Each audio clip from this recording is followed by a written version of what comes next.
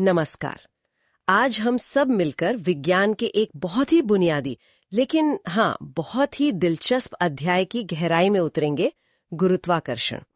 ये Maharashtra board SSC की विज्ञान 1 किताब का पहला चैप्टर है और हमारे पास देखिए इससे जुड़े कुछ नोट्स हैं, चित्र हैं और कुछ हल किए गए उदाहरण भी हैं। तो आज का हमारा मकसद बिल्कुल साफ है, इस सारी सामग्री से वो सबसे अहम बातें निकालना जो न सिर्फ मजेदार है बल्कि एसएससी परीक्षा के लिए भी बहुत बहुत जरूरी है। हमें ये समझना है कि आखिर ये अनदेखा खिंचाव, ये गुरुत्वाकर्षण कैसे काम करता है और कैसे हमारे आसपास की दुनिया से लेकर दूर के ग्रहों तक सब कुछ इससे जुड़ा है। तो चलिए शुरू करते हैं। शुरुआत करते हैं उस एक बहुत मशहूर कहानी से। अरे वही सेब वाली? हाँ, न्यूटन और सेब। कहते हैं न्यूटन ने एक सेब को पेड़ से गिरते देखा और उनके दिमाग में सवाल आया कि भाई ये सेब सीधा नीचे ही क्यों गिरा, टेढ़ा क्यों नहीं गया या ऊपर क्यों नहीं चला गया। बिल्कुल। और ये एक बहुत ही साधारण सा दिखने वाला सवाल था, लेकिन इसने एक असाधारण सोच को जन्म दिया। तो क्या इसका मतलब ये था कि पृथ्वी हर चीज को अपनी ओर खींचती है, एक तरह से अपनी तरफ पुल करती है? हाँ बिल्कुल। और फिर न्यूटन ने सोचा कि अच्छा, अगर पृथ्वी सेब को खींच सकती है तो क्या ये बल, ये खिंचाव सिर्फ जमीन के पास ही काम करता है या ये और ऊपर भी असर करता होगा? क्या ये इतनी दूर तक जा सकता है कि चांद को भी खींच सके और उसे अपनी कक्षा में, ऑर्बिट में बनाए रखे? अरे वाह! ये सोचना कि जमीन पर सेब गिराने वाला बल और आसमान में चांद को घुमाने वाला बल एक ही है। एग्जैक्टली। यही तो क्रांतिकारी विचार था। यहीं से सार्वत्रिक गुरुत्वाकर्षण यानी कि एक यूनिवर्सल फोर्स, एक ऐसा बल जो ब्रह्मांड में किन्हीं भी दो पिंडों के बीच काम करता है, उसका आइडिया आया। सिर्फ पृथ्वी और वस्तुओं के बीच नहीं, बल्कि हर दो चीजों के बीच। कमाल है। लेकिन एक सवाल फिर आता है, अगर पृथ्वी चांद को खींच रही है तो चांद सीधा आकर पृथ्वी से टकरा क्यों नहीं जाता? वो गोल गोल घूमता क्यों रहता है? बेहतरीन सवाल, बहुत अच्छा सवाल है।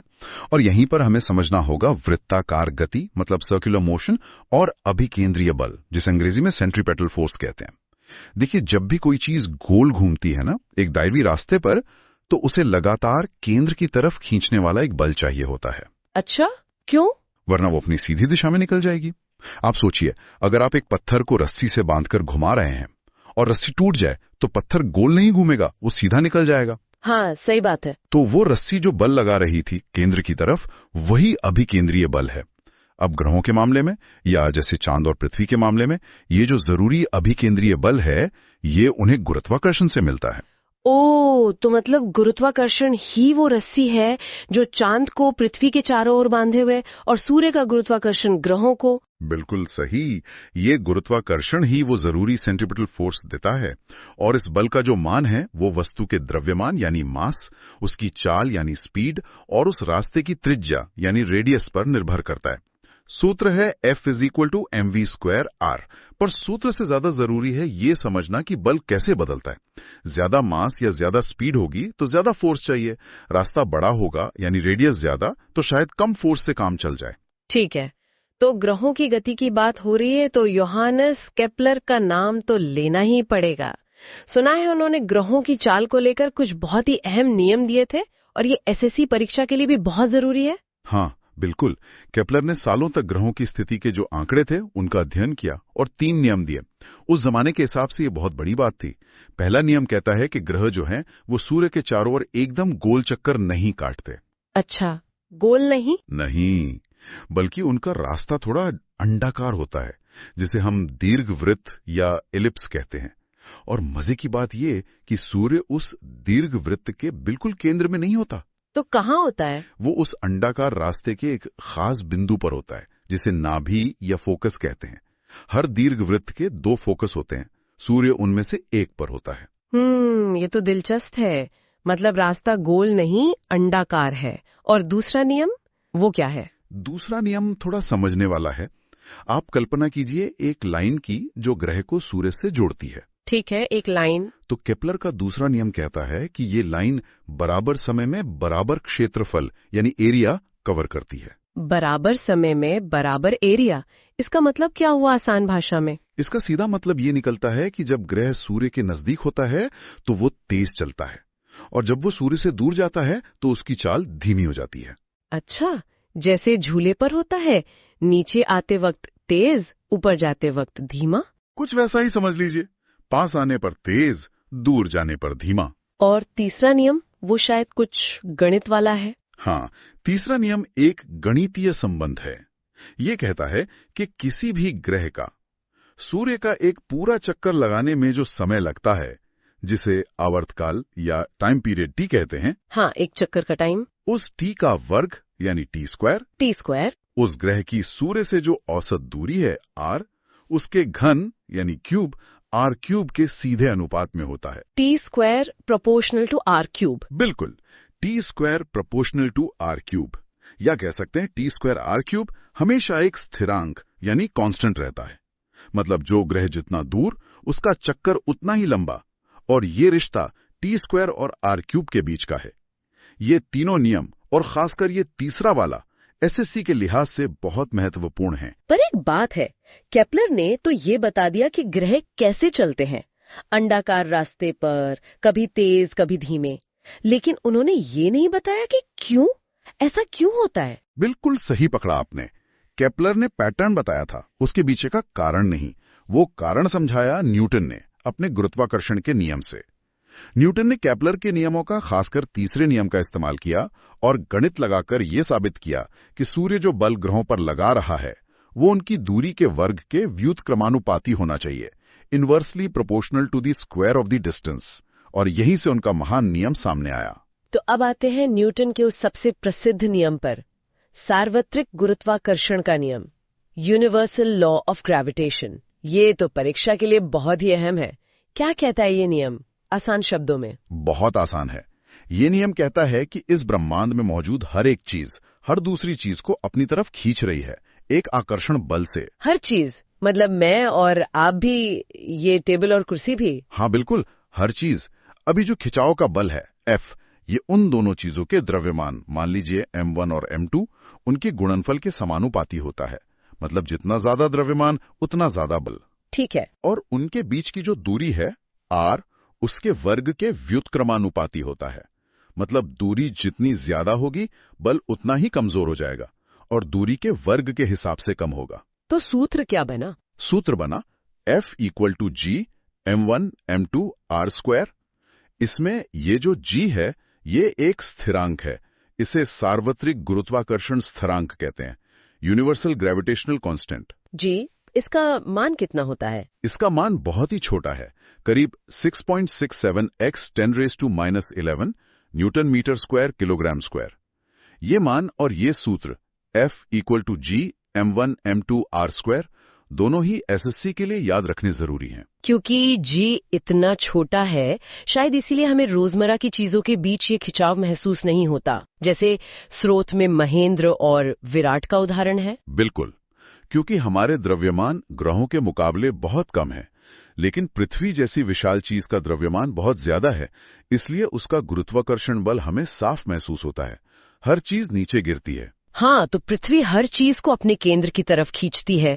इसी को पृथ्वी का गुरुत्वीय बल कहते हैं, है ना? Earth's gravitational force. जी, और जब कोई चीज सिर्फ इसी बल के असर में नीचे गिरती है, तो उसमें एक त्वरण पैदा होता है। मतलब उसकी रफ्तार लगातार बढ़ती जाती है।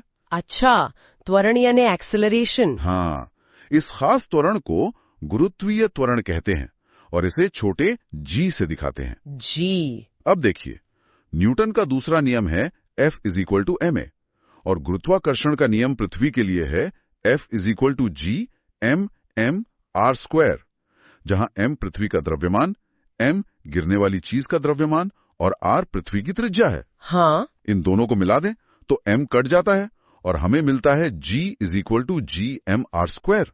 अरे एक मिनट, इसमें गिरने वाली चीज का द्रव्यमान M तो है ही नहीं।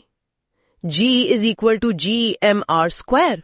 बिल्कुल, यही तो सबसे चौंकाने वाली और महत्वपूर्ण बात है।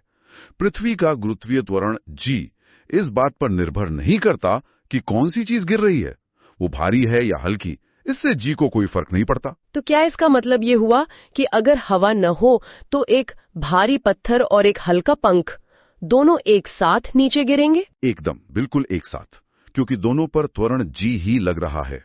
पृथ्वी की सतह पर जी का औसत मान लगभग 9.8 मीटर प्रति सेकंड स्क्वायर होता है। 9.8 ms स्क्वायर, ये मान भी याद रखना होता है? हाँ, ये औसत मान है। स्रोत में इसे पृथ्वी के द्रव्यमान और त्रिज्या का मान रखकर निकाला भी गया है। लेकिन क्या ये जी का मान 9.8 ms स्क्वायर हमेशा और हर जगह एक जैसा रहता है? आपने कहा औसत मान, मतलब ये बदलता भी है? स्रोत में भी इसका जिक्र है और ये एसएससी परीक्षा के लिए भी एक जरूरी टॉपिक लगता है। हाँ, बिल्कुल बदलता है। ये 9.8 एक औसत है, ये फिक्स नहीं है और इसके बदलने के मुख्य 3 कारण हैं जो समझना जरूरी हैं। क्या है वो कारण? पहला कारण है पृथ्वी का आकार। देखिए, पृथ्वी एकदम गोल नहीं है। वो ध्रुवों पर, पोल्स पर थोड़ी चपटी है और भूमध्य रेखा इक्वेटर पर थोड़ी उभरी हुई है। अच्छा, संतरे जैसी थोड़ी सी। हाँ, कुछ वैसा समझ लीजिए।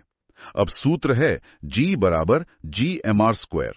तो जहां R यानी पृथ्वी की त्रिज्या कम होगी, वहां G ज्यादा होगा। और R कहां कम है? ध्रुवों पर। हाँ, क्योंकि वो चपटे हैं, इसलिए ध्रुवों पर G का मान सबसे ज्यादा होता है, करीब 9.832 ms स्क्वायर। और भूमध्य रेखा पर त्रिज्या ज्यादा है, तो वहां G का मान सबसे कम होता है, करीब 9.78 ms स्क्वायर। समझ गई। तो जगह के हिसाब से G बदलता है। और दूसरा कारण? दूसरा कारण है ऊंचाई। जैसे जैसे हम पृथ्वी की सतह से ऊपर जाते हैं, पृथ्वी के केंद्र से हमारी दूरी r बढ़ती जाती है।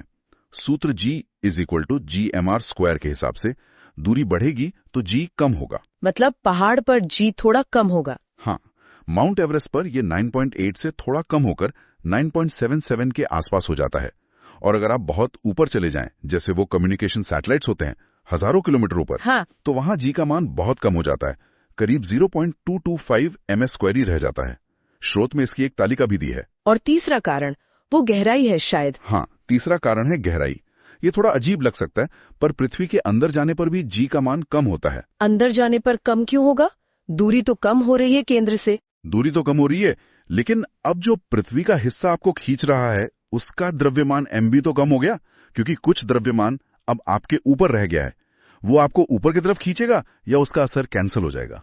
अच्छा, मतलब खींचने वाला मास ही कम हो गया। हाँ, और इसका नतीजा ये होता है कि पृथ्वी के बिल्कुल केंद्र पर G का मान 0 हो जाता है। 0, बिल्कुल 0। हाँ, बिल्कुल 0। तो ये 3 मुख्य कारण हैं G के मान में बदलाव के: सतह पर जगह, ऊंचाई और गहराई। ये तीनों पॉइंट्स एसएससी के लिए ध्यान में रखने वाले हैं। ठीक है, तो G बदलता है। अब इसी से जुड़ा एक और कंफ्यूजन अक्सर होता है, द्रव्यमान यानी मास और भार यानी वेट। लोग अक्सर इन दोनों शब्दों को एक ही चीज समझ लेते हैं, लेकिन विज्ञान में ये अलग अलग है। ये अंतर समझना भी जरूरी है ना? हाँ, ये बहुत ही आम गलतफहमी है और परीक्षा के लिहाज से भी ये अंतर साफ होना चाहिए। देखिए, द्रव्यमान यानी मास क्या है? वो किसी भी चीज में पदार्थ की कुल मात्रा है, मतलब वो चीज कितने स्टफ से बनी है। पदार्थ की मात्रा। हाँ। और ये एक अदिश राशि है, स्केलर क्वांटिटी, मतलब इसकी कोई दिशा नहीं होती। और सबसे जरूरी बात, ये जगह बदलने से बदलता नहीं है। आप पृथ्वी पर हो, चांद पर हो या कहीं भी, आपका द्रव्यमान उतना ही रहेगा। इसे हम किलोग्राम केजी में मापते हैं। ठीक है, द्रव्यमान नहीं बदलता, केजी में मापते हैं। और भार? वेट। भार यानी वेट W, वो बल है, वो फोर्स है जिससे पृथ्वी या कोई और ग्रह या तारा उस चीज को अपने केंद्र की ओर खींचती है। ये बल है। हाँ, ये गुरुत्वाकर्षण बल ही है जो उस वस्तु पर लग रहा है। हमने अभी देखा F = ma और यहाँ त्वरण है G, तो भार का सूत्र बनता है W = mg।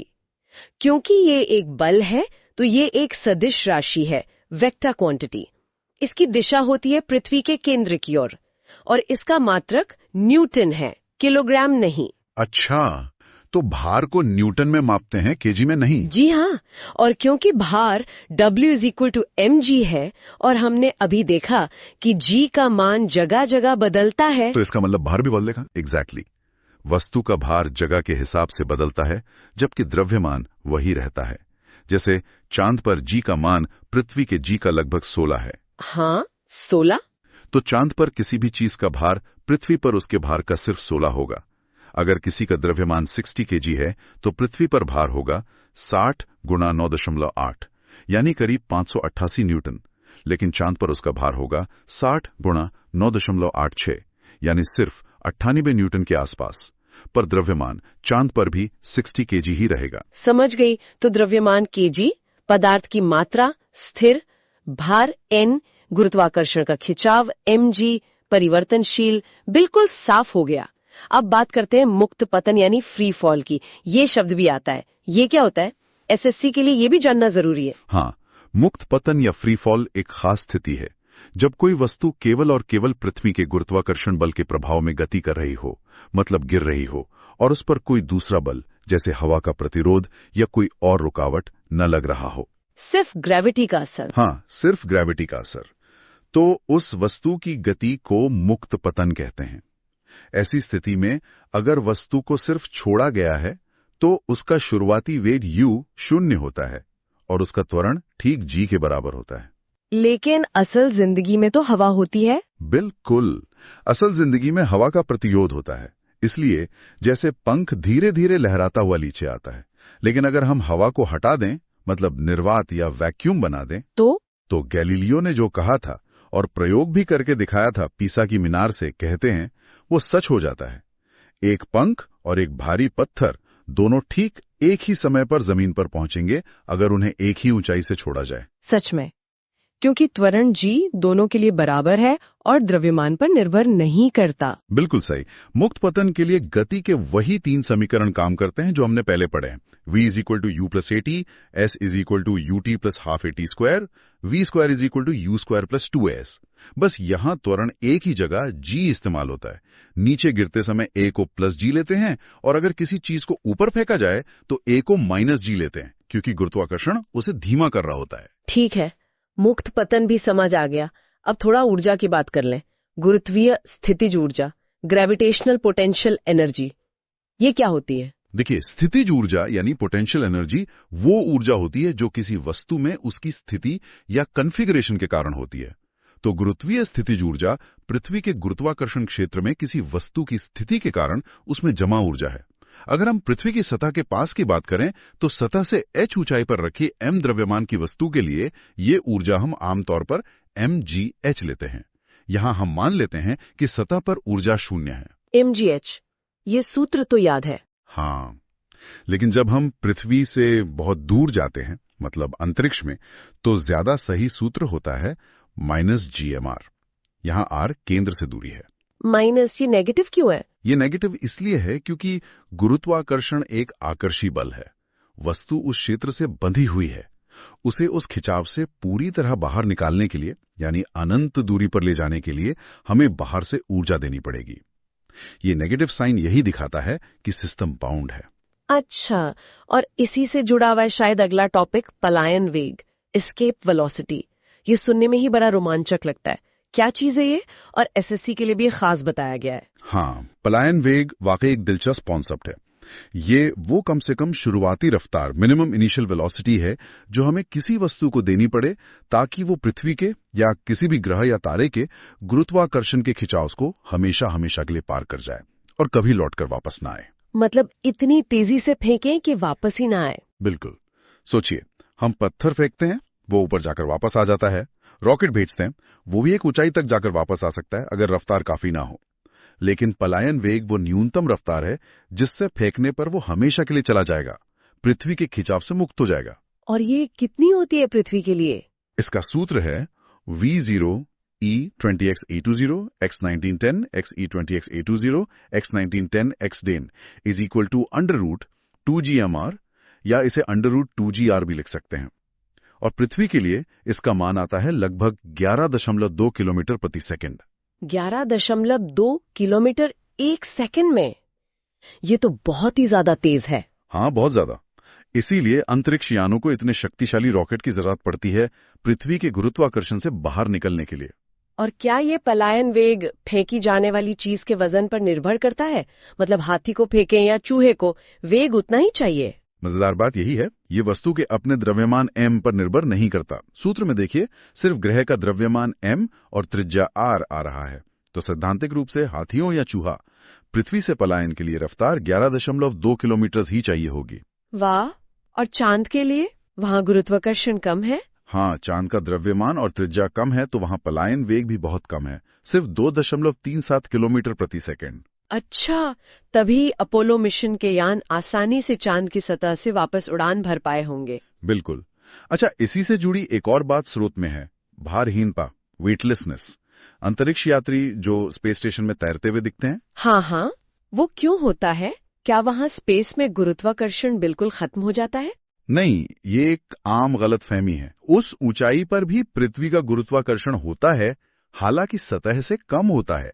भारहीनता का जो एहसास होता है वो इसलिए होता है क्योंकि अंतरिक्ष यान और उसमें मौजूद हर चीज, यात्री समेत, पृथ्वी के चारों ओर एक तरह के निरंतर मुक्त पतन, कंटिन्यूअस फ्री फॉल की स्थिति में होते हैं। मुक्त पतन मतलब वो गिर रहे होते हैं? हाँ, वो लगातार पृथ्वी की तरफ गिर रहे होते हैं, लेकिन उनकी आगे की तरफ की गति, साइडवेज वेलोसिटी इतनी ज्यादा होती है कि वो पृथ्वी से टकराने के बजाय उसके चारों ओर घूमते रहते हैं, उसकी परिक्रमा करते रहते हैं। ये कुछ ऐसा है जैसे आप किसी बहुत तेजी से नीचे जाती हुई लिफ्ट में हो तो आपको अपना वजन कम महसूस होगा, या शायद महसूस ही ना हो। अच्छा, तो वो तैरते नहीं बल्कि गिरते रहते हैं यान के साथ साथ। सही समझे। और आखिर में एक और चीज का जिक्र है, गुरुत्वीय तरंगें, ग्रेविटेशनल वेव्स। ये क्या है? ये तो कुछ बहुत नया सा लग रहा है। हाँ, ये विज्ञान की दुनिया में एक बहुत ही हालिया और रोमांचक खोज है। आइंस्टाइन ने करीब 100 साल पहले 1916 में अपने सामान्य सापेक्षता सिद्धांत के आधार पर इनका अनुमान लगाया था। 100 साल पहले? हाँ, उन्होंने कहा था कि जब ब्रह्मांड में बहुत बड़ी प्रलयकारी घटनाएं होती हैं, जैसे दो ब्लैक होल आपस में टकरा कर मिल जाएं या न्यूट्रॉन तारे टकराएं, तो वो अपने आसपास के अंतरिक्ष समय के ताने बाने में, मतलब स्पेस टाइम फैब्रिक में, लहरें पैदा करती हैं, जैसे तालाब में पत्थर फेंकने से पानी में लहरें उठती हैं। तो ये अंतरिक्ष समय में उठने वाली लहरें हैं? बिल्कुल, ये लहरें ही गुरुत्वीय तरंगे हैं। ये बहुत ही कमजोर होती हैं और इन्हें पकड़ना अविश्वसनीय रूप से मुश्किल था, लेकिन हाल के सालों में लाइगो जैसे बेहद संवेदनशील डिटेक्टरों ने इन्हें सीधे तौर पर खोज निकाला है। खोज निकाला है मतलब अब हम इन्हें देख सकते हैं? देख तो नहीं सकते, पर डिटेक्ट कर सकते हैं। और ये खोज बहुत बड़ी है क्योंकि इससे हमें ब्रह्मांड को देखने और समझने का एक बिल्कुल नया तरीका मिल गया है, गुरुत्वाकर्षण के जरिए। कमाल है। तो ये था हमारा गुरुत्वाकर्षण अध्याय का पूरा सफर। हमने शुरुआत की न्यूटन के सेब से, फिर केपलर के ग्रहों के नियमों को समझा, फिर न्यूटन का सार्वत्रिक नियम F = gm1m2r² देखा, पृथ्वी के गुरुत्वीय त्वरण g और उसके मान में बदलाव के कारणों को जाना। हाँ, और द्रव्यमान और भार के बीच का अहम फर्क समझा, मुक्त पतन और पलायन वेग जैसे कॉन्सेप्ट्स को भी छुआ, और आखिर में गुरुत्वीय तरंगों तक पहुंचे। हमने कोशिश की कि एसएससी परीक्षा के लिए जो भी महत्वपूर्ण बिंदु है उन पर खास ध्यान दें। बिल्कुल, और ये याद रखना बहुत जरूरी है कि गुरुत्वाकर्षण सिर्फ किताबों का विषय नहीं है। ये वो अदृश्य शक्ति है जो ग्रहों को उनकी जगह पर रखती है, समुद्र में ज्वार भाटा लाती है और शायद पूरे ब्रह्मांड की संरचना को भी आकार देती है। परीक्षा के नजरिए से जो मुख्य सूत्र हमने डिस्कस किए, जैसे F = gm1m2r², G = gmr², W = mg, और पलायन वेग का सूत्र v0x e2 किलोमीटर पर सेकेंड =√2gmr, ये अच्छी तरह समझने और याद रखने चाहिए। हाँ, और साथ ही परिभाषाएं भी, मुक्त पतन क्या है, पलायन वेग क्या है, द्रव्यमान और भार में क्या अंतर है, ये कॉन्सेप्ट्स बिल्कुल साफ होनी चाहिए। एकदम। और अब जब हम इस चर्चा को समाप्त कर रहे हैं तो जाते जाते आपके सोचने के लिए एक सवाल छोड़ जाते हैं। हमने देखा कि गुरुत्वाकर्षण पिंडों के द्रव्यमान पर निर्भर करता है, भारी चीजें ज्यादा खींचती हैं। हाँ। लेकिन प्रकाश का क्या? लाइट का, फोटोन का तो कोई द्रव्यमान नहीं होता। तो क्या गुरुत्वाकर्षण प्रकाश पर भी कोई असर डालता है? क्या एक बहुत बहुत भारी तारे के पास से गुजरते हुए प्रकाश की किरण सीधी जाने के बजाय मुड़ सकती है? ये एक बहुत गहरा सवाल है। इसी सवाल ने आइंस्टीन को गुरुत्वाकर्षण की एक बिल्कुल नई और ज्यादा गहरी समझ की ओर बढ़ाया था, जिसे सामान्य सापेक्षता सिद्धांत कहते हैं। जरा सोचिएगा इस बारे में।